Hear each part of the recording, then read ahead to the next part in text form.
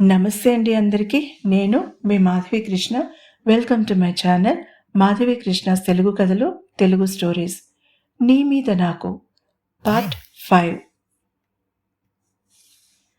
నిహార్ కోపం బంగాళాఖాతంలో తుఫాన్లా చిన్నగా మొదలై అంతకంతకు పెరిగి పెద్దదై అతన్ని అతలాకుతలం చెయ్యడం మొదలుపెట్టింది. చిన్నప్పటి నుంచి ఆయన ప్రేమగా మాట్లాడే ఒక్క మాట కోసం కళ్ళు కాయలు కాచేలా చూసి చూసి విసిగిపోయాడు. ఈరోజు నా మనవరాలు అని ఎంత గర్వంగా చెప్తున్నాడు. అసలు ఒక్కసారి కూడా చూడని ఆ పిల్ల మీద అంత ప్రేమ ఒలగబోస్తూ తనని వెతకమంటాడా? మనసు చెప్తూనే ఉంది అది ఆ పెద్దాయన తనకి వేస్తున్న ఎరా అని. అయినా మనసు భావావేశానికి లోనవుతూనే ఉంది. దీపాంకుర్నే మొత్తం ఆస్తి మొత్తం అనుభవించని, I don't care a pen పట్టుదలగా అనుకున్నాడు. సమయం మధ్యాహ్నం 2 గంటలైంది. అతని మనసులాగానే ఉంది. బయట వాతావరణం గ్లూమీగా, ఎడతెరపి లేకుండా పడుతున్న వర్షం చికాకుని కలిగిస్తోంది. మామూలుగా నీహార్కి వర్షం చాలా ఇష్టం. ఆ వర్షంలోనే జాగింగ్కి వెళ్తాడు ఉదయమే, అది కూడా బీచ్ రోడ్డుకి. వర్షంలో సముద్రం చూడడం ఇష్టం అతనికి. కానీ ఇప్పుడు దేని మీద ఆసక్తి లేదు. మనసంతా బాధ, కోపం, చికాకు లాంటి నెగిటివ్ వైబ్స్ నిండిపోయి ఉన్నాయి. ఆ సమయంలో మోగింది ఫోన్. ఆ రోజు రెండోసారి డిస్ప్లే చూడకుండా ఫోన్ ఆన్సర్ చేశాడు. పని లేకుండా ఖాళీగా కూర్చున్నావా? అంత వెంటనే ఆన్సర్ చేశావేంటి? అటు నుంచి వెటకారంగా వినిపించింది మగసిరి నిండిన కంఠం. నీహార్ మనసులో విషాదమంతా ఎవరో చేత్తో తీసేసినట్టు మాయమైంది. హే అన్నో, ఎప్పుడొచ్చావు? ఉత్సాహంగా ఉండడానికి ప్రయత్నిస్తూ అడిగాడు తనకి ఎంతో ఇష్టమైన తమ్ముడిని. చిన్నప్పటి నుంచి కలిసి పెరగకపోయినా తండ్రి మాటల్లో ఆయన రెండో భార్య, టెక్నికల్గా చెప్పాలంటే ఆవిడే ఆయన జీవితంలోకి మొదట అడుగు పెట్టింది. ఆవిడ మీద ఎనలేని ప్రేమని చాలాసార్లే విన్నాడు. ఆవిడ మంచితనం, తనని ప్రేమించిన విధానం అన్నీ చెప్పేవాడు తనకి. అలాంటి ప్రేమమూర్తి కొడుకు ఎలా ఉంటాడో, తనని అన్నగా ఆదరిస్తాడో లేదో అని చాలా టెన్షన్ పడ్డాడు. అర్ణవ్ని దత్తత తీసుకున్న జనార్దన్, సునీతల కొడుకు కిరీటి వాళ్ళ అది సాధ్యమైంది. నిజం తెలుసుకున్న కిరీటి తనని ముందుగా ఒక స్నేహితుడిలా తమ్ముడి జీవితంలోకి ప్రవేశపెట్టాడు. ఆ స్నేహం ప్రాణస్నేహంగా మారిన తర్వాత నిజం తెలిసి అతను కిరీటితో గొడవపడ్డాడు, కానీ తనతో కాదు. తనని ప్రేమగా హత్తుకున్నారు. వాళ్ళిద్దరూ లేకపోతే తన జీవితం మరింత అసహ్యకరంగా, ఎలాంటి రంగు, రుచి, వాసన లేకుండా తయారయ్యేది. హలో, నన్ను ఇక్కడ లైన్లో పెట్టి నువ్వు అంగారక గ్రహం మీదకి వెళ్ళిపోయావా?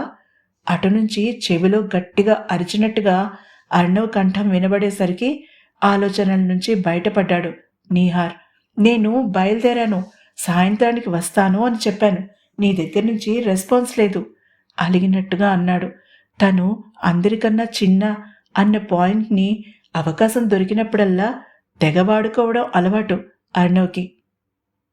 రే, పెళ్ళై త్వరలో తండ్రివి కాబోతున్నావు, ఇంకా చిన్నపిల్లాడిలా అలకలు సాగిస్తున్నావు నవ్వుతూ అన్నాడు నీహార్.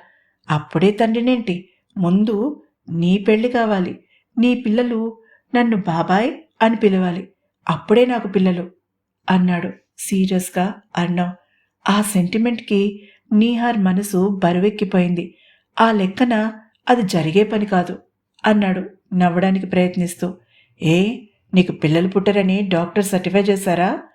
అటు నుంచి తాపిగా అడిగాడు అర్ణవ్. అటు నుంచి తీయని కంఠం అతన్ని మందలించింది. నవ్వాడు నిహార్. పడ్డాయా మొట్టికాయలు? అలాంటి మాటలు మాట్లాడితే పడతాయి అన్నాడు నవ్వుతూనే. కాసేపు అలా సరదాగా మాట్లాడుకున్నాక ఆదివారం కలుసుకోవడానికి ప్లాన్ చేసుకున్నారు. మరికొంతసేపు మాట్లాడి కాల్ కట్ చేశాడు నీహార్. ఇప్పుడు అతని మనసు తేలిక పడింది. డైరెక్ట్గా ఆఫీస్కి వెళ్ళిపోయాడు.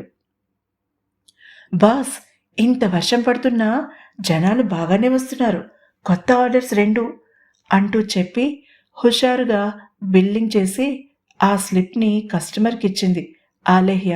ధ్రువ్ ఆ బిల్ తీసుకుని పేపర్ ప్లేట్స్లో సర్ది ఇచ్చాడు. విశాలమైన గది అది. సుమారుగా 15 టేబుల్స్ దాకా ఉన్నాయి. 3 టేబుల్స్ తప్ప మిగిలినవన్నీ ఫిలప్ అయిపోయాయి.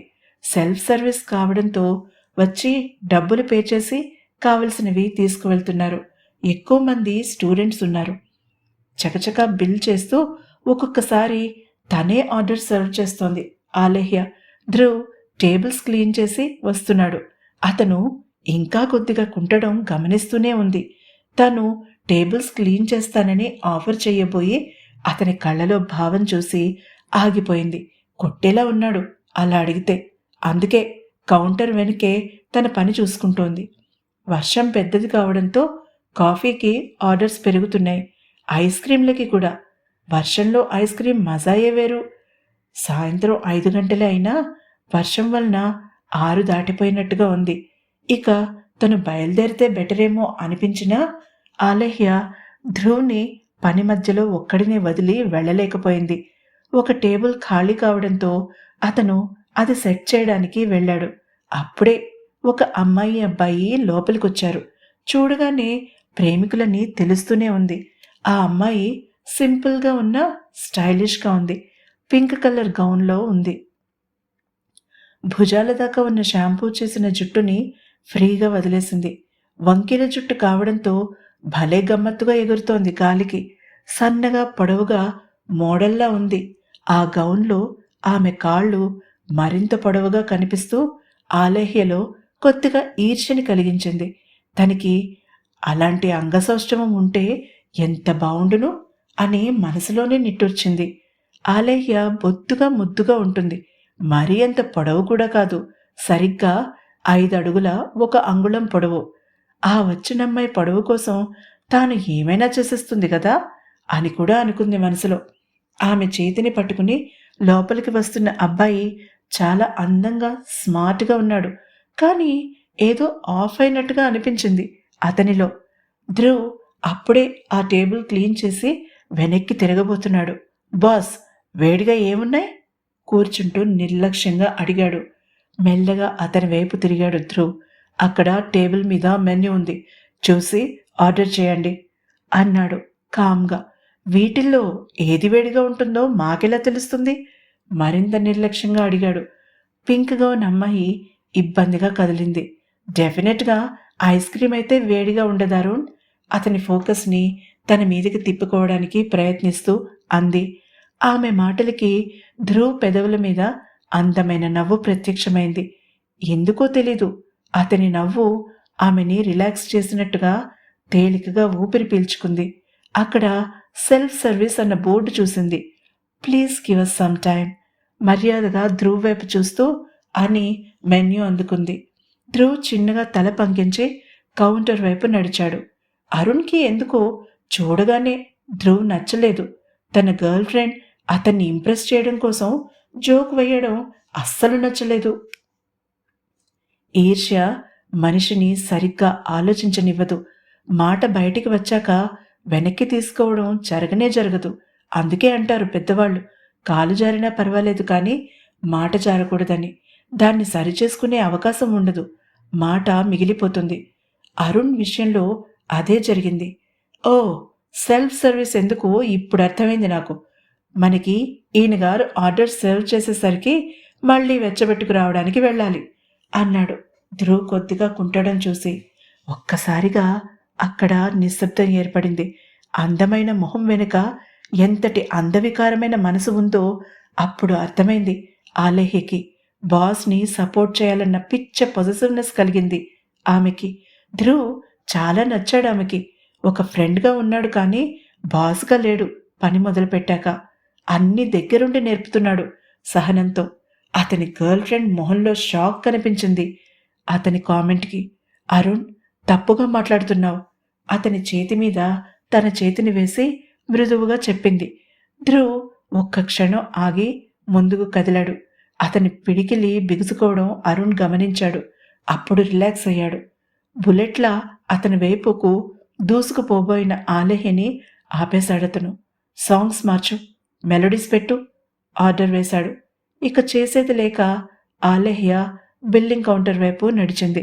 మొదటిసారిగా ఆ పింక్గా ఉన్న అమ్మాయి మీద జాలి వేసింది. బహుశా పెళ్లి చేసుకోవాలని అనుకుంటున్నారేమో. ప్రేమించుకున్నాక నెక్స్ట్ స్టెప్ అదే కదా. అలా పబ్లిక్ ప్లేస్లో మాట్లాడడం చేతకాని వాడితో ఇబ్బంది పడుతూ జీవితాంతం బ్రతకాలి పాపం అనుకుంది. ఇక ఆ తర్వాత ఆమెకి ఆలోచించుకునే సమయం దొరకలేదు.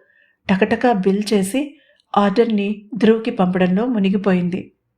జనాలు వస్తున్నారు, వెళ్తున్నారు. ఖాళీ అయిన టేబుల్స్ని ధ్రువ్ యాంత్రికంగా క్లీన్ చేస్తున్నాడు. అతని చూపులు ఆ పింక్ గౌన్ అమ్మాయి మీద ఉన్నాయి. వాళ్ళు ఇంకా ఆర్డర్ ఇవ్వలేదు. అది మామూలే, అతనికి టైం తీసుకుని ఇస్తారు. ఆమె లేచి బిల్ కౌంటర్ వైపు నడవడం గమనించి చిన్నగా తల విదిలించాడు. అతను వెనక్కి వెళ్లేసరికి ఆమె ఎదురు చూస్తోంది అతని కోసం. బిల్ తీసుకుని ఆమె ఆర్డర్ని పేపర్ ప్లేట్స్లో అరేంజ్ చేస్తున్నాడు. ఐఎమ్ సారీ మంద్రంగా చెప్పింది కౌంటర్ మీదకు వంగుతూ. తల వంచుకుని ప్లేట్స్ని ట్రేలో అరేంజ్ చేస్తున్న ధ్రువ్ ఉలిక్కిపడి తలెత్తాడు. తర్వాత ఏం జరిగిందో తెలుసుకోవాలంటే తప్పకుండా నెక్స్ట్ ఎపిసోడ్ని వినాలి. ఈ ఎపిసోడ్ కనుక మీకు నచ్చినట్లయితే తప్పకుండా లైక్ కొట్టండి, సబ్స్క్రైబ్ చేయండి.